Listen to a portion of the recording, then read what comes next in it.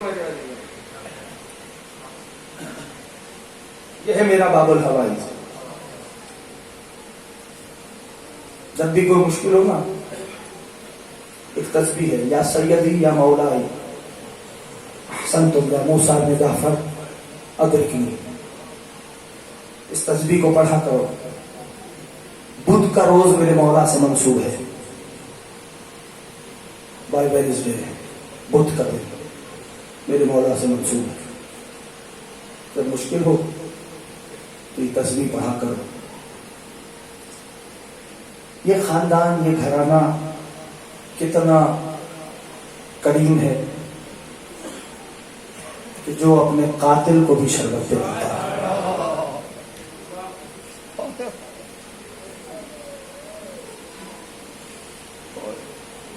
بہرحال دو فکرے کہتا ہوں.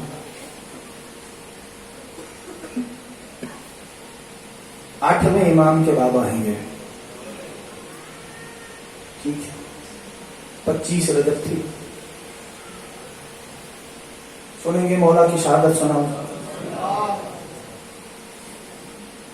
طویل نہیں، بس دو فکرے کہوں گا، آنکھیں آنسوؤں سے دبدبا جائیں، عبادت مقبول ہو جائے گی.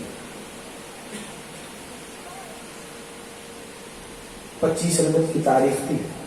میرے مولا امام ضامن مسلح تھے. اچانک سے مولا نے گریہ شروع کی. میرے مولا کے ایک صحابی ہیں، نام ہے ابا سلط، جو گئے ہیں انہوں نے ان کے روزے کا دیدار بھی کیا ہے. ابا سلط نے مولا کی آواز سن، تڑپ کیا، کہیں گے آقا ایسے تڑپ کے رونے کا سبب کیا؟ مولا رو کے کہنے لگے ابا سلط آج میرے بابا کی شہادت کا دن ہے. مولا اس طرح تڑپ کے گریہ کر رہے ہیں. کہا اے ابا سلط اللہ کرے تم سن سکو، اے ابا سلط یاد رکھ جتنے کربلا میں اکبر کے بابا کو زخم آئے ہیں اتنے زندان میں میرے بابا نے تازیانے کھائے ہیں. خدا را شرمانا نہیں، مجھ سے کہا گیا ہے تو باب الحوائی کی شہادت پیش کرنا. دو فکر. تاریخ میں لکھا ہے کہ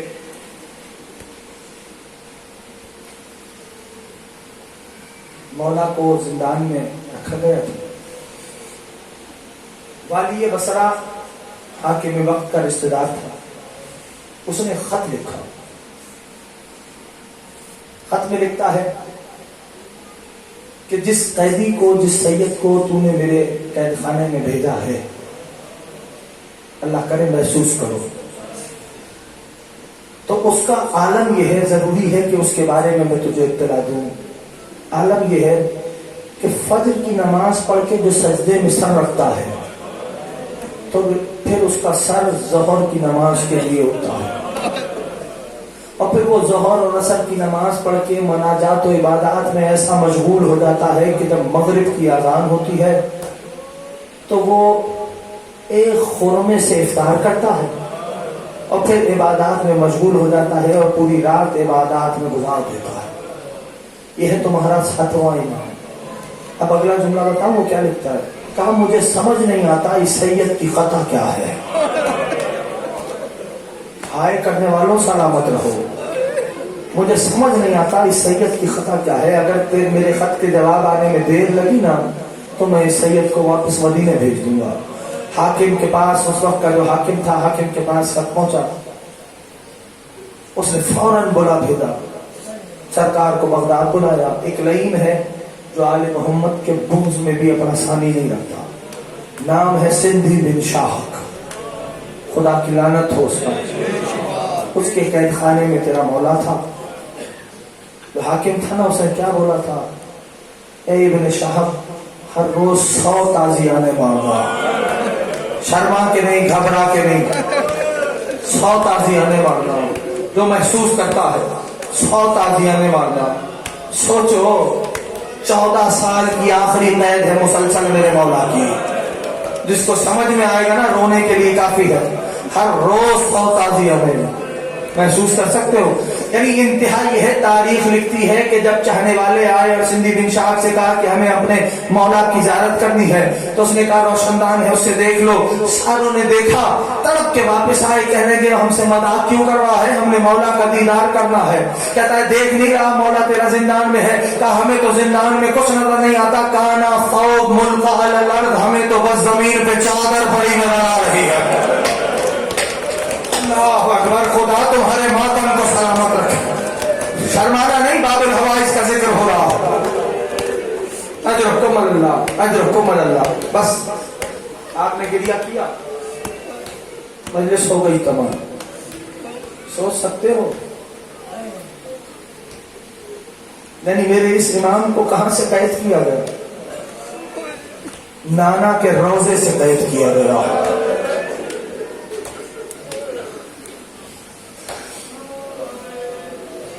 اللہ اکبر، اللہ اکبر۔ تاریخ نے لکھا، زندان کی ایک جھلک تو میں بتاتا ہوں۔ داہنے بائیں لوہے کی بفیں تھی، کہنا پڑھنا سننا بہت آسان ہے۔ لوہے کی بفیں تھی، نہ مکمل کھڑے ہو سکتے تھے۔ یہ ہے زندان کی کیفیت۔ سوچو آخری قید میرے مولا کی 14 سال کی ہے۔ خدا جانے زہرا کے بچوں نے کیا بگاڑا تھا کسی کا۔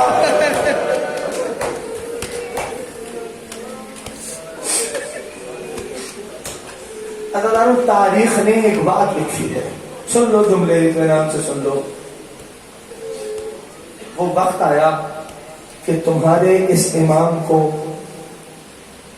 اللہ کرے میں کہہ سکوں اور تم سن سکو، زہر دیا گیا۔ بس اشارہ کروں،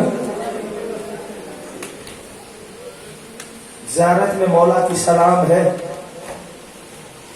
میرا سلام ہو اس قیدی پر، اس غریب پر جس کے طوق نے اس کی پنڈلیوں کے گوشت کو قیمہ قیمہ کر دیا تھا۔ خدا تمہاری ہائے کو سدا سلامت و آباد رکھے۔ کوئی غم نہ دے سوائے غم سید الشہداء کے۔ محسوس کر سکتے ہو؟ کہا اس پہ سلام کہ جس کی طوق نے اس کے پنڈلیوں کے گوشت کو قیمہ قیمہ کر دیا تھا۔ اللہ جانتے ہو زہر ملا ہے، ابھی میں کہہ کے گیا زندان کے داہنے بائیں لوہے کی میخیں تھی، زندان میں جگہ اتنی کوئی تھی نہیں۔ اتنا تو سمجھ سکتے ہو نا، جس کو زہر ملتا ہے وہ تڑپتا ضرور ہے۔ اب جس کو سمجھ میں آتا ہے اس کے لیے کہتا ہوں، اللہ تمہارے مولا موسیٰ کاظم کو زہر دیا گیا ہے، کہتے ہو زہر کا ملنا تھا، تمہارا مولا تڑپا ہے، کبھی داہنی لوہے کی میخوں میں گیا، کبھی بائیں لوہے کی میخوں میں گیا۔ اجرکم اللہ، اجرکم اللہ۔ تاریخ لکھ رہی ہے، حوصلے سے جملہ سننا، ایک جملہ کہوں گا، تو زہر مل چکا تمہارے مولا کو، رولی ہے، ہو گیا گریا۔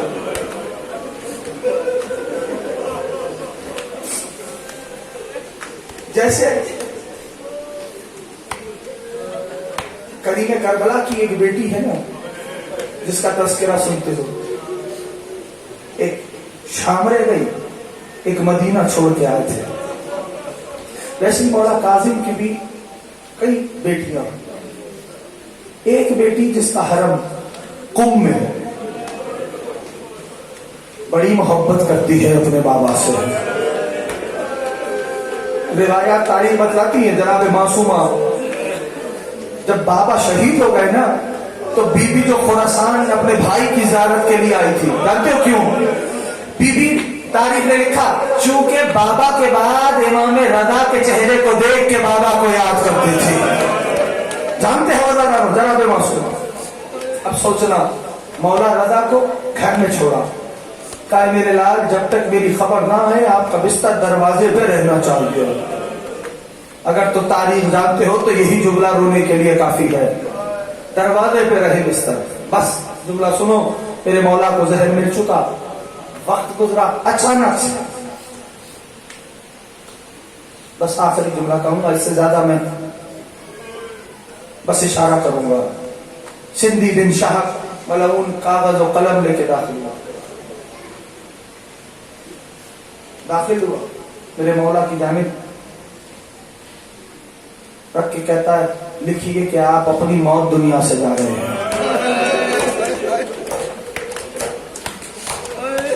غربت سمجھو گے آل محمد کی.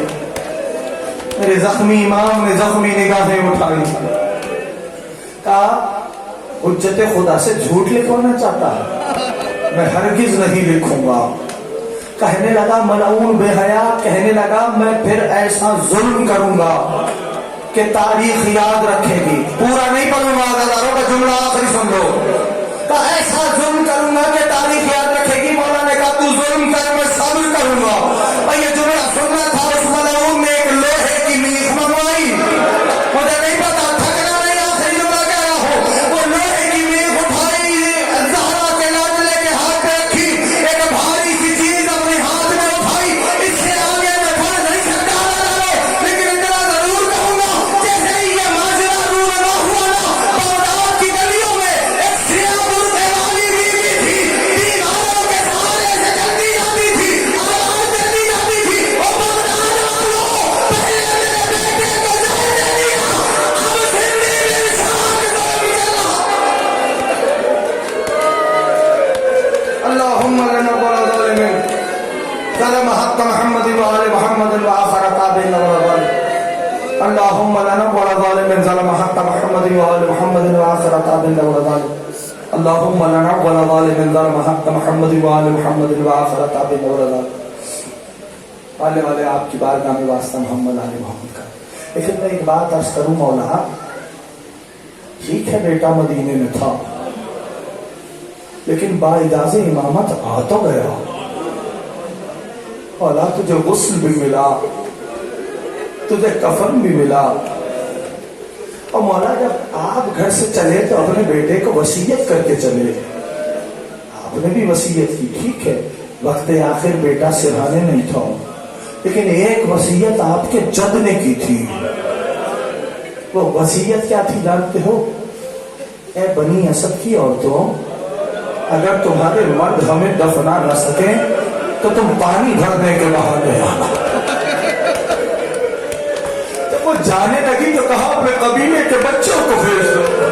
جب بنی اسد کے چھوٹے چھوٹے بچے آ گئے نا تو میرے مالک نے کہا بنی اسد کے بچوں, میں اصغر کا بابا, میں سکینہ کا بابا ہوں. بنی اسد کے بچوں, اگر تمہارے ماں باپ ہمیں دفنا نہ سکے تو کھیلنے کے بہانے آنا, اپنی مٹھیوں میں خاک ہمارے جسموں میں ڈالو. مولا بااجازِ امامت امام رضا تو آپ کے پاس آ گئے. مولا آپ کو غسل بھی ہوا, آپ کو کفن بھی دیا گیا, جنازہ بھی اٹھایا گیا. لیکن مولا کربلا میں ایک بیٹا دکھاتا ہوں جس کے ہاتھوں میں ہتھکڑیاں تھی, پیروں میں بیڑیاں تھی, گلے میں توپ تھا. بابا کے جنازے کے سامنے سجاد کا گزارا جاتا تھا. سجاد ہاتھوں میں جوڑ کے کہتے تھے بابا غریب کی غربت کے انداز. پالنے والے تیری بارگاہ میں واسطہ آل محمد, حاضرین و بانیان کے حاجات کو پورا فرما. پالنے والے جو بیمار ہیں بحق کے بیمار کربلا ان سب کو صحت کاملہ عطا فرما. پالنے والے ہم سب کو روضہ حسین کا دیدار نصیب فرما. پالنے والے جو مشکلات لے کے قوم نصف سے